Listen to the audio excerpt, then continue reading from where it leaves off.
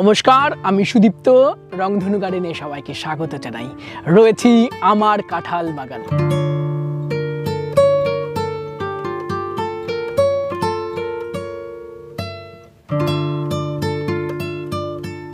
আমার এই কাঁঠাল বাগানের ম্যাক্সিমাম গাছেই কম বেশি ফল আসতে শুরু করেছে, কোনো গাছে বেশি, কোনো গাছে কম। এই বাগানের বয়স 11 মাস।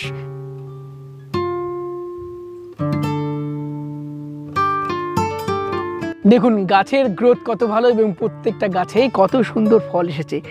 এই গাছটিতে এই থোকাতেই অন্তত 8-10টা ফল রয়েছে, উপরেও এখানে মোচ আসতে শুরু করেছে। কাঁঠাল গাছে যখন এই সময় মোচ আসতে শুরু করে, এখনও কিন্তু মাঝে মাঝে বৃষ্টি হচ্ছে। এই বৃষ্টির মধ্যে মোচ আসলেই নানান সমস্যা দেখা দেয়। কোনোটা ফাঙ্গাস অ্যাটাক হয়, কোনোটা পেস্ট অ্যাটাক হয়, কোনোটা গাছে কম খাবারের কারণেও ফল ড্রপিং হতে দেখা যায়। আর ফল ড্রপিং হওয়া মানেই চাষির প্রচুর ক্ষতি, যেটা একদমই মেনে নেওয়া যায় না। চলুন এই সময় কাঁঠাল গাছে মোচ আসলে কি কি পরিচর্যা করব আমরা, সেগুলো একটু খুব সংক্ষেপে জেনে নেব।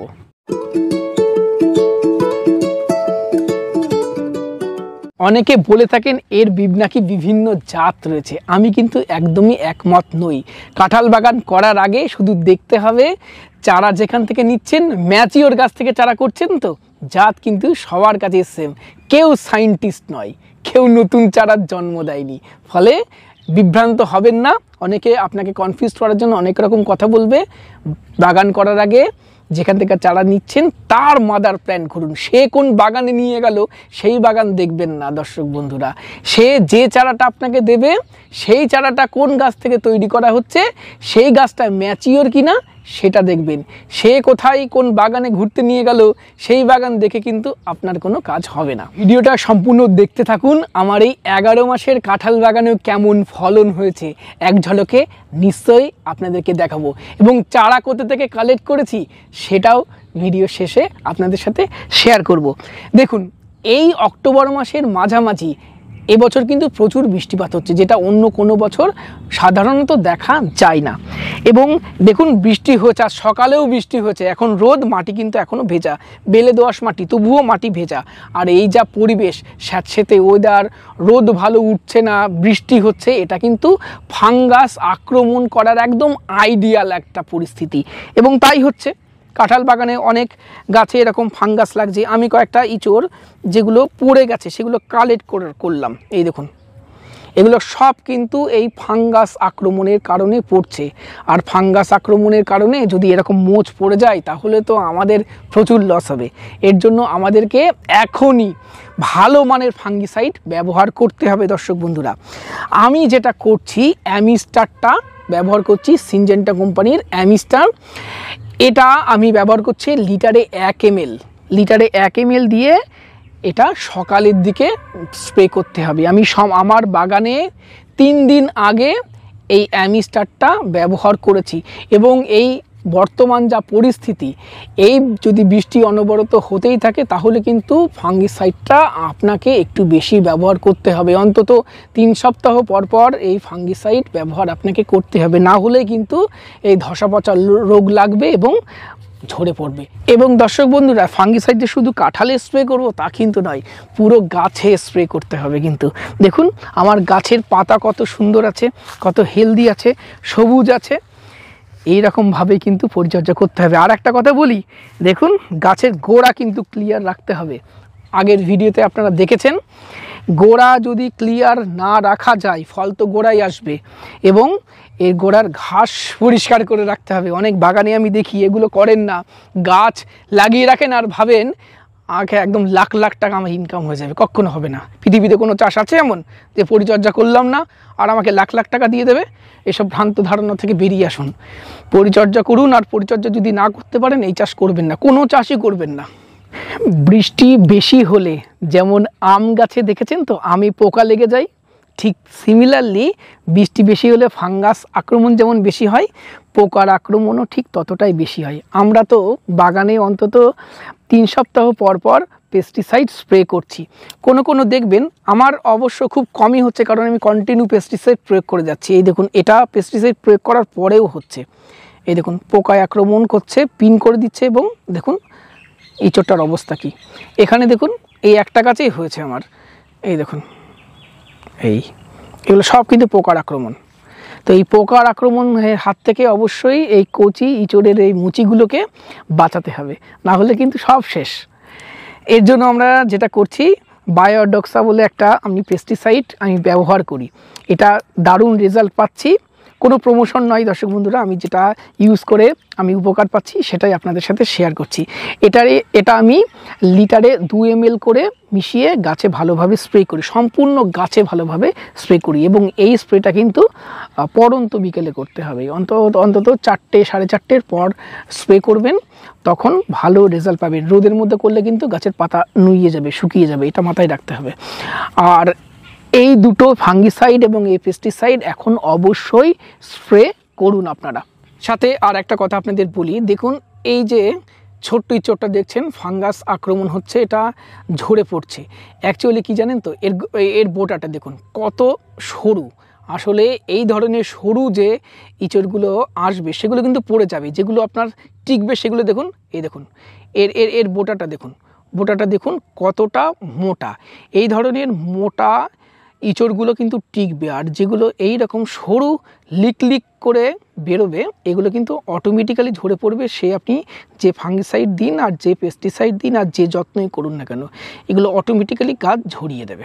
এখন যে কাজগুলো একদম করা যাবে না, এই সময় কিন্তু গাছে নাইট্রোজেন বেসড কোনো খাবার দেবেন না। আমি বলবো এই সময় গাছে কোনো রকম রাসায়নিক সার আর দেওয়ার দরকার নেই।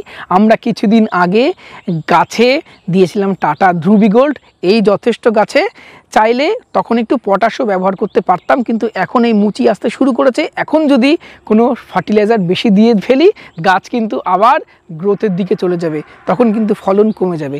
তাই গাছে মুচি আসুক, সব বেরোক, তখন ওই মোচগুলোকে বড় করার জন্য আরও কিছুদিন পরে খাবার দেব। কি খাবার দেব সেগুলো অবশ্যই আপনাদের সাথে শেয়ার করব।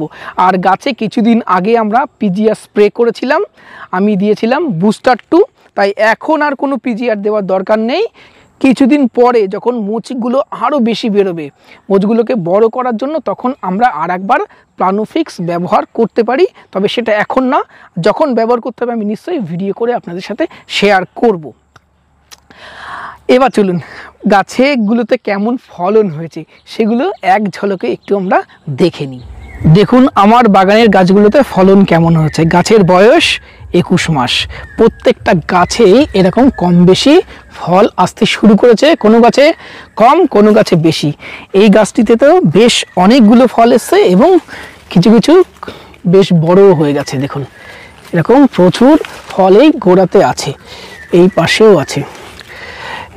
প্রত্যেকটা গাছ দেখি, এই গাছে দেখুন বেশ কয়েকটা ফল হয়েছে এবং ফলগুলো কিন্তু বেশ বড়। এই দেখুন অন্তত আর কিছুদিনের মধ্যে এই ফলগুলো বাজারজাত করতে পারবো বলে আশা রাখছি। প্রত্যেকটা গাছেই এরকম ফল, এই দেখুন এই সব ফল আসছে এগুলো। এই দেখুন এই পাশে এই গাছটা, এই দেখুন এই পাশে এই গাছে তো অনেক ফল এসছে, একদম উপরেও ফল রয়েছে গাছে। এই দেখুন এই গাছে দেখুন, এই দেখুন নিচে একটা বড় ফল রয়েছে, এই পাশে সব ফল রয়েছে। এই গাছে যাই, এই গাছে বেশ কয়েকটা থোকাতে ফল ধরেছে। এই দেখুন উপরেও ফল হয়েছে, আর কিছুদিনের মধ্যে এই গাছগুলিতে ফলে ভরে যাবে। এই দেখুন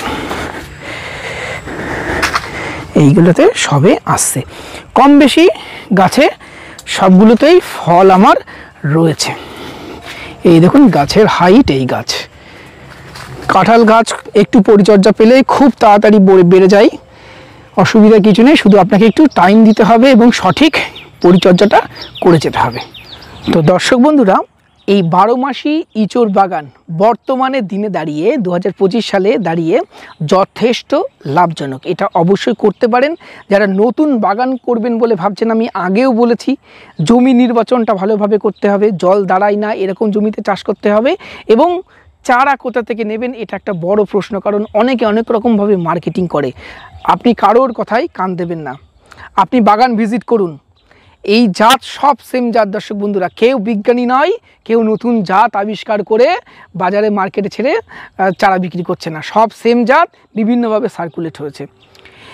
আপনি যেটা দেখবেন যে গাছ থেকে চারা তৈরি করা হচ্ছে সেই গাছটা ম্যাচিওর, তো ম্যাচিওর গাছ থেকে চারা তৈরি করা হলে অবশ্যই ফ্রুটিং তাড়াতাড়ি আসবে এবং ভালো ফলন হবে। অনেকে চারা বিক্রি করার জন্য বিভিন্ন বাগান দেখাতে পারে আপনাকে, কিন্তু সেই বাগান থেকে তো চারা করা হয় না, তাই না?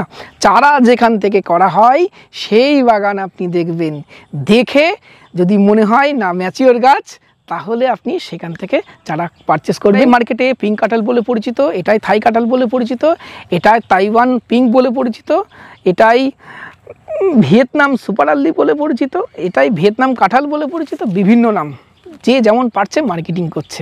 যাদের কাঁঠাল বাগান রয়েছে তারা অবশ্যই আমি যেভাবে বললাম এইভাবে পরিচর্যা করুন, করলে অবশ্যই ভালো রেজাল্ট পাবেন। আজকের প্রতিবেদন কেমন লাগলো কমেন্ট বক্সে লিখে জানাবেন। ভিডিওটি ভালো লাগলে একটি লাইক করবেন, নতুন হলে চ্যানেলটি সাবস্ক্রাইব করে রংধনু গার্ডেনের সাথে থাকবেন। নমস্কার, সবাই খুব ভালো থাকবেন।